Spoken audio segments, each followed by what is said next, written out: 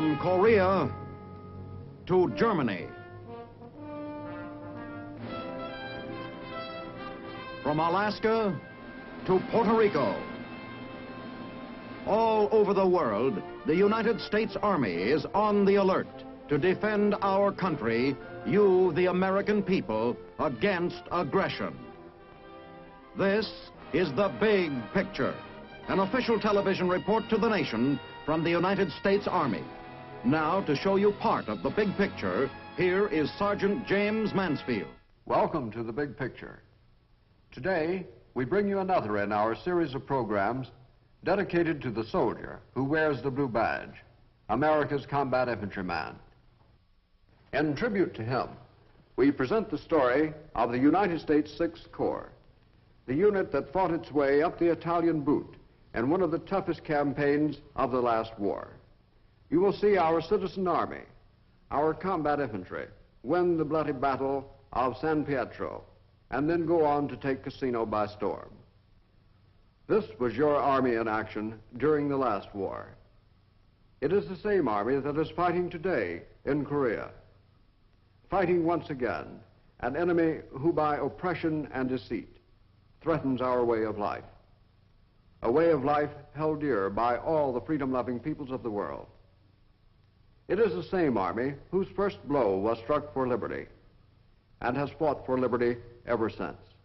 It is an army made up of average Americans, the guy next door or down the block, who in time of trouble go to war so that freedom may survive.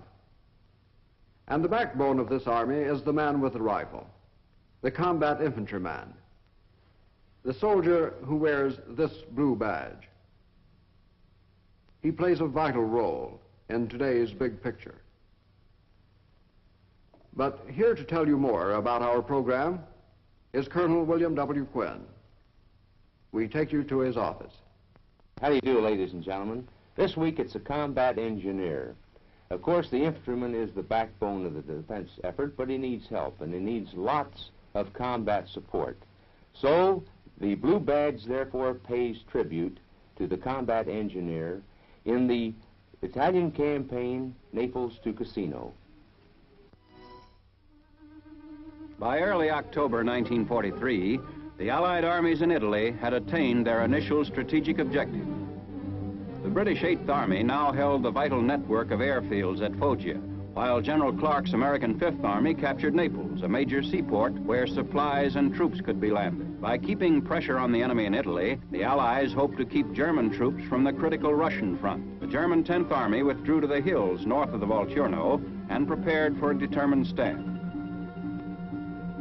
Our first obstacle, the Volturno, a river winding through mountain and valley to the sea. Fall and winter rains can change the Volturno from a peaceful stream to a raging torrent. Many of the bridges spanning the river had been smashed by our aerial bombing.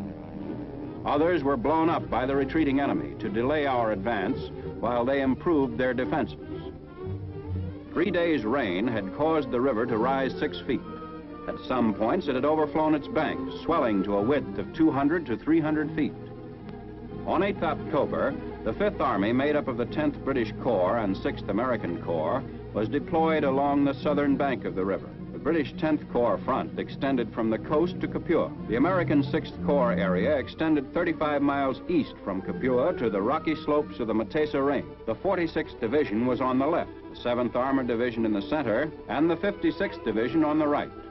The 6th Corps sector at this time was made up of the 3rd Division, the 34th, and the 45th, which would drive down the Calore Valley toward the junction of the Volturno and Calore rivers. Midnight 12th October, the 6th Division struck simultaneously on a 40-mile front. The enemy gave ground. Early the next morning, engineers, wet and cold, still wearing summer issue, fought the rough Volturno.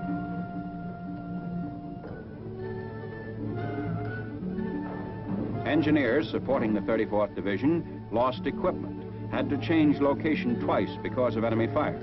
The river was 70 feet wider at this location. Against all obstacles, the bridge was completed. 2 days later, 15th October, over our newly constructed span of Triflisco Gap, British Bren gun carriers crossed the Volturno. The crossing of the Volturno was a battle of construction and supply. With equipment and supporting weapons moving steadily across our bridges, the battle had been won, and the 6th Corps was ready to pursue the retreating enemy. At Alvignano, occupied the morning of 17th October, Major General Ryder, commander of the 34th, ordered Colonel Butler, commanding the 168th Infantry, to drive on to Dragogne, 2 miles to the northwest. On our right flank, the 36th Artillery supported the 45th Division. This assault struck at the last line of hills barring the approach to the upper Volturno Valley. Casualties were high. In a single day, the 6th Corps lost 545 men. 1 regiment lost 3 battalion commanders in 12 days. In early October, American-Japanese fighters of the 100th Infantry Battalion arrived at Alvignano. Composed entirely of 2nd and 3rd generation Americans, this outfit was alerted for immediate action in the 34th Division zone. All along the front, we killed and captured enemy rearguard forces who fought delaying action. By 18th October, the 3rd and 34th Divisions were converging on Draconie. Throughout the day, the 3rd Division shelled Draconie.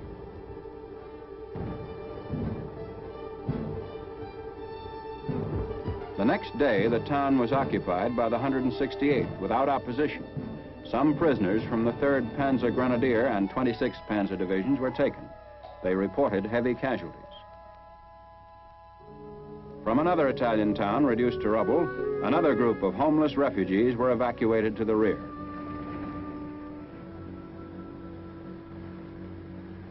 The 45th Division, attacking northeast from Fecchio, advanced to Piedmonte d'Alife, supporting a second crossing of the Volturno by the 34th. 45th Artillery barraged a small village, while the 34th fired on the Alife-Piedmonte road. The infantry pushed over rough terrain. By 20th October, Piedmonte d'Alife and the nearby town of Alife were both occupied. Our forward troops were pressing the enemy close. But now, in order to keep men, vehicles, and supplies moving, a great battle of reconstruction began. A treadway bridge constructed with the aid of a mobile crane. Our advance depended on our engineers. They worked fast.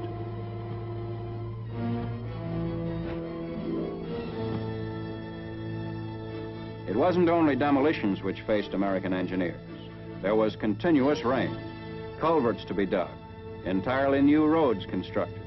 The war in Italy has been frequently called the War of Roads and Bridges. Infantry and engineers fought as a team. Enemy demolitions were calculated to hold us up for more than 24 hours. But in a matter of a few hours, bridges and approaches were in operation again. Purifying drinking water, frequently polluted by the enemy, was another task for our engineers. In one day, they could provide 20,000 gallons of drinkable water for use by frontline troops. Another service, showers for the 34th near the battlefront with hot water. This portable unit moved with the advance of the troops. The 45th Division, in action ever since it landed at Salerno, withdrew into Corps Reserve. The 34th and 3rd pushed northward, driving for the Capriatri of Volturno and for the opening in the mountains near Mignano, known as the Mignano Gap. Elements of the 34th, held back by the enemy for 2 days, entered Prata the 29th October. Inhabited dwellings were blown up without warning by the Germans in an attempt to block the road through Prata. A few broken bodies of helpless villagers could not hold back an advance. A 3rd crossing of the winding Volturno was just ahead. On our left flank, the 3rd Division on 27th October advanced over the heavily mined road to Pietrovillamo. Medics of the 3rd Division gave wounded German soldiers more consideration than they bargained for. Civilians also needed medical care. General Truscott's 3rd Division fighters had driven the enemy from several mountain heights. They were showing signs of exhaustion. To ease supply difficulties, an oil pipeline was built by 3 engineer companies. All types of fuel, with the exception of lubricating oil, were piped through. By storing gas in 5-gallon containers, large, vulnerable gas depots were eliminated.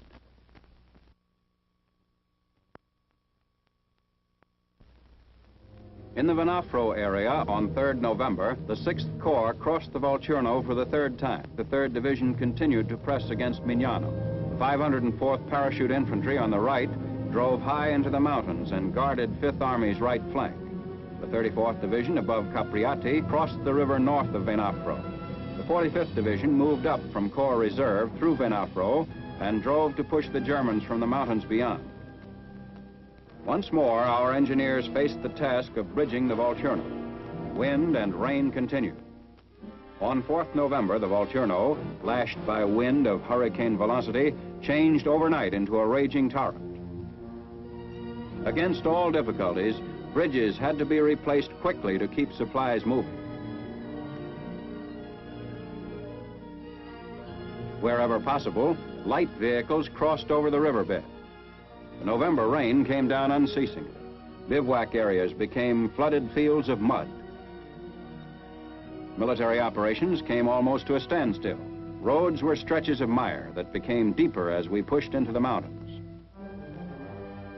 Streams flooded over their banks, washed away temporary bridges and bypasses. All along the front, vehicles bogged down in mud. It was a back-breaking job to drain the almost liquid mud from the roads. The forward movement of men and supplies became slower and slower. In the mountains, water gushed across the surfaced roads and roadbeds were washed out. By mid-November, transportation was almost at a standstill. Precious time lost, which the Germans used skillfully to build a new, strong line of defense. The German winter line in the mountains above Mignano and Venafro. An immediate offensive against this line was impossible. There was too much work to be done behind our line, on bridges made useless by the enemy and the weather, on roads which were constantly a serious problem. Rock quarries supplied tons of crushed stone needed to fill in mud-soaked roads. From the front to far behind the lines, preparation went on for the 5th Army offensive against the German winter line. In the mountains were miles of trails over which supplies could be carried only on the backs of mules. The average Italian mule could support 220 pounds. 250 mules were required to supply the basic needs of an infantry regiment in the line.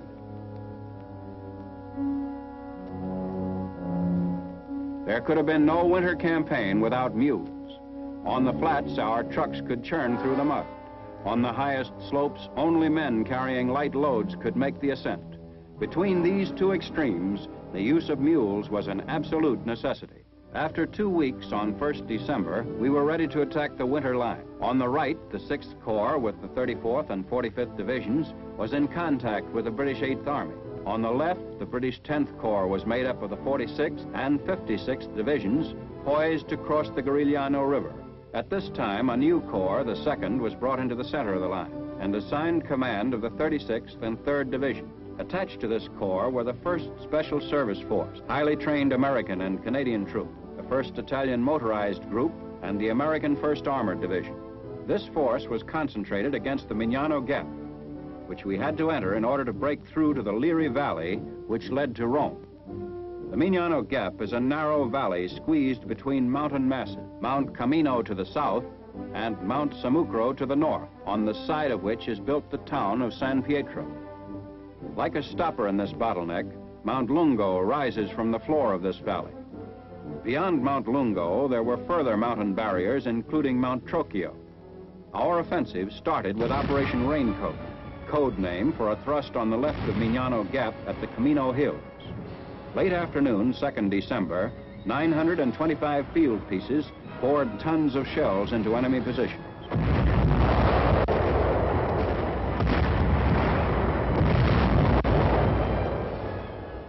Backed by this strong artillery support, the 1st Special Service Force captured Mount La Defensa and Mount La Rematagna. The 56th Division took Mount Camino. The 36th captured Mount Maggiore. By 10th December, Operation Raincoat was completed successfully. Troops of the 1st Italian Motorized Group moved into the Mignano area to join the 36th Division. This marked the first occasion of Italian soldiers fighting side by side with Americans. It was decided that Italian troops should strike to take Mount Lungo. A Second Corps artillery barrage supported the effort. The Germans were too well entrenched on Mount Lungo. By noon, it was apparent that the Italian assault had failed.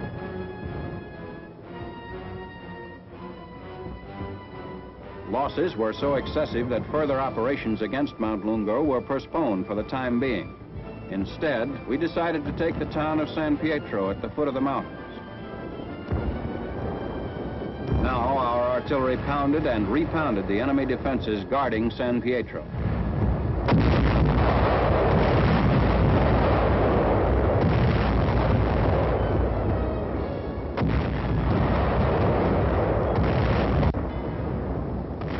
The next day, the 504th paratroopers were sent out to secure the hills above San Pietro.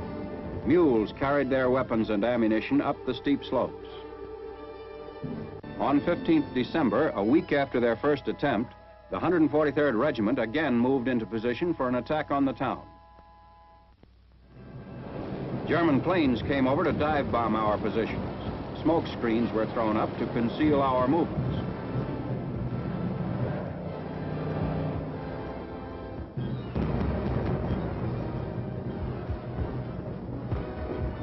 On the narrow, heavily mined road to San Pietro, 16 tanks under direct enemy observation led the way for the infantry assault.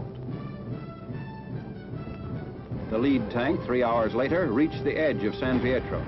Enemy shells fired on the tank, hitting closer and closer before knocking it out. At the end of the day, only 4 of the 16 tanks returned.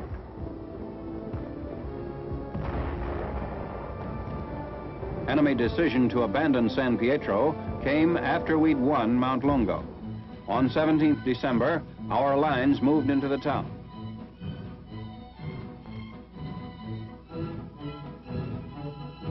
From the hills above, the 504th Parachute troops descended on San Pietro. No matter how hasty their retreat, the Germans never failed to leave their mines and booby traps in the rubble of a destroyed Italian town. Few prisoners were taken in the battle for San Pietro. The German withdrawal was well executed. It was a costly battle. The 143rd Regiment alone required 1,100 replacements. Many companies lost all their officers. Enlisted men led those battered units forward.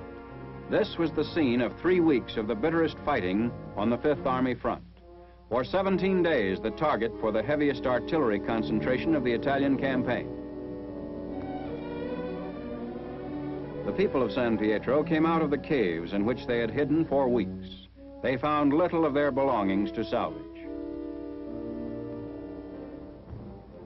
2 days after the battle, General Eisenhower visited the San Pietro area for a conference with division commanders. From the hills above the town, the general could see our shells falling 2 miles northwest on the town of San Vittore, our next objective. In mud, rain, in cold, biting wind, our troops had driven the enemy from Mount Lungo, reaching the top by 16th December. This finally opened the way through the Mignano Gap. Troops of the 142nd on the mountain were relieved by the 15th Infantry, 3rd Division. While the battle for San Pietro was being fought, on our right flank, the 34th and 45th made diversionary attacks high in the mountains. Here, roads were directly under enemy observation, our vehicles vulnerable to their guns. French troops on 10th December relieved the 34th after 73 days of combat, the first French soldiers of World War II to fight the Germans on European soil after the fall of France. With equipment completely American, French Moroccans moved forward to the 6th Corps front. On 15th December, the 6th Corps was poised for an offensive to coincide with the taking of San Pietro. Moroccan troops executed a wide envelopment of the German left flank, while 2 battalions of French Gaumiers prepared to advance west through high mountains to attack toward Cardito. Mountain fighting on this front was the most difficult of the campaign. In 6 days, the 6th Corps gained 3 miles, keeping pace with the 2nd Corps at San Pietro.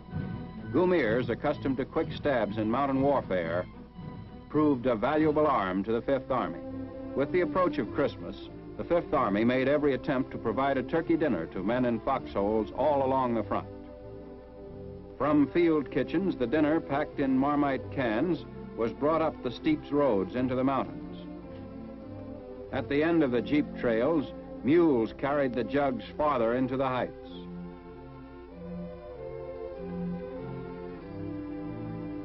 Higher, where terrain was too rough for mules, soldiers brought up turkey and Christmas mail by hand. Christmas Day, 1943, at the front, 45th Division sector. Along the entire Fifth Army front, the holiday of good cheer was celebrated in the cold, desolate Italian mountains.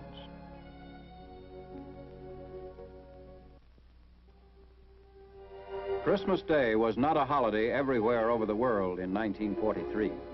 On 28th December, the bodies of 3rd Division dead, killed defending Mount Lungo, were carried down the mountain. Because of the difficult terrain, it was 3 days before they could be brought down for burial.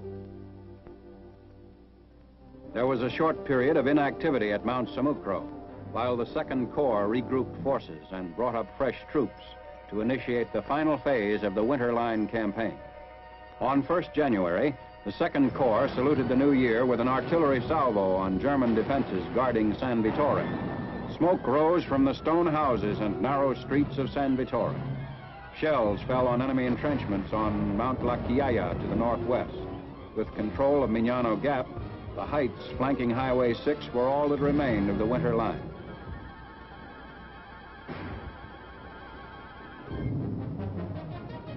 Following the opening attack, 3 more attacks beat against the remaining enemy positions.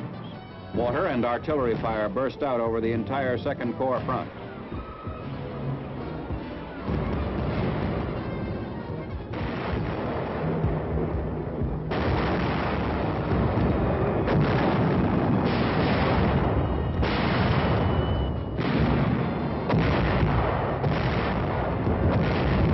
American bombers joined the assault.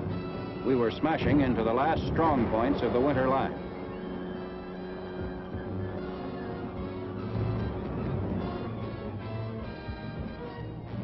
The 168th Infantry outflanked Mount La Chiaia and struck west to capture Savaro on 12th January.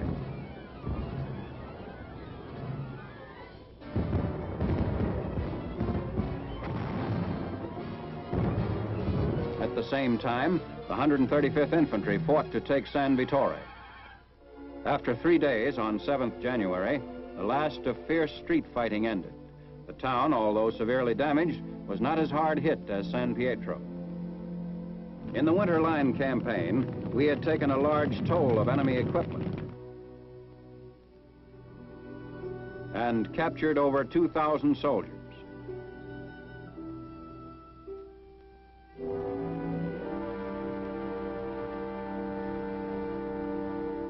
As San Vittore fell, the 6th Armored Infantry on the Second Corps left flank drove to Mount Porcia, south of the important Highway 6.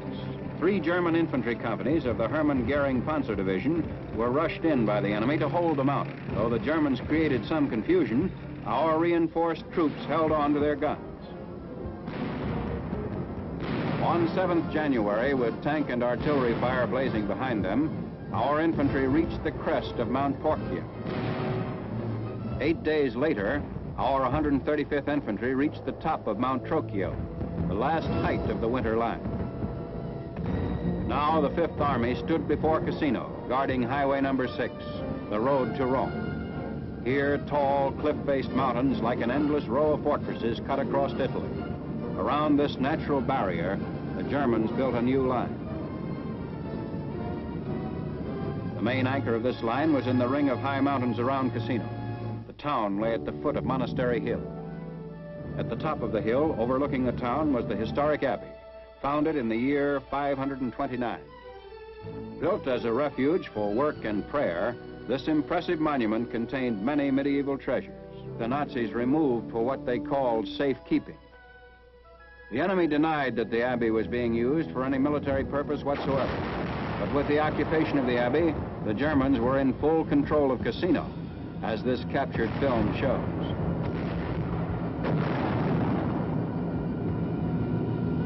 After 2 costly major attacks failed, we could no longer respect the Vatican request that the monument be spared. Leaflets were fired warning Italians to evacuate.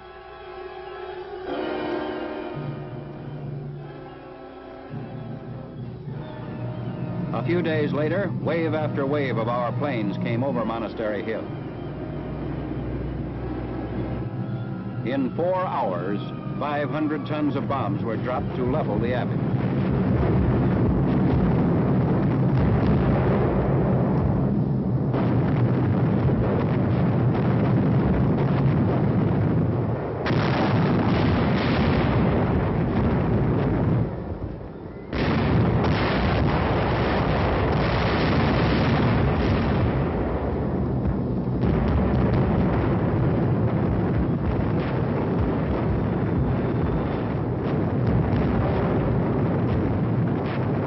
The enemy waited until the bombs stopped falling and our guns were silent, then crawled out of their holes and filtered back into the ruins of the Abbey.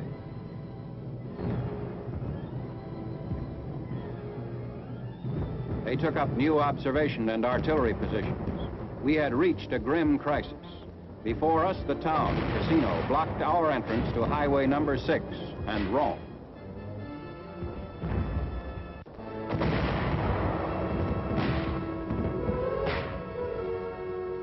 Four months of fighting against almost every obstruction known to warfare. A struggle too long, too bitter, to be fought to a standstill by an old Italian town in the hands of an enemy. For the Fifth Army advance to continue, Cassino had to be ours, even if it meant blasting the town off the face of the earth. On our next program, we'll have the story of the invasion of southern France with the 3rd, the 45th, and 36th Divisions. So, until next week, this is Colonel Quinn speaking for the combat infantryman, who asks you to look twice at the man who wears the blue badge. It's the mark of a man. The Big Picture is a weekly television report to the nation on the activities of the Army at home and overseas. Produced by the Signal Corps Pictorial Center. Presented by the U.S. Army in cooperation with this station. You can be an important part of the big picture. You can proudly serve with the best equipped, the best trained, the best fighting team in the world today, the United States Army.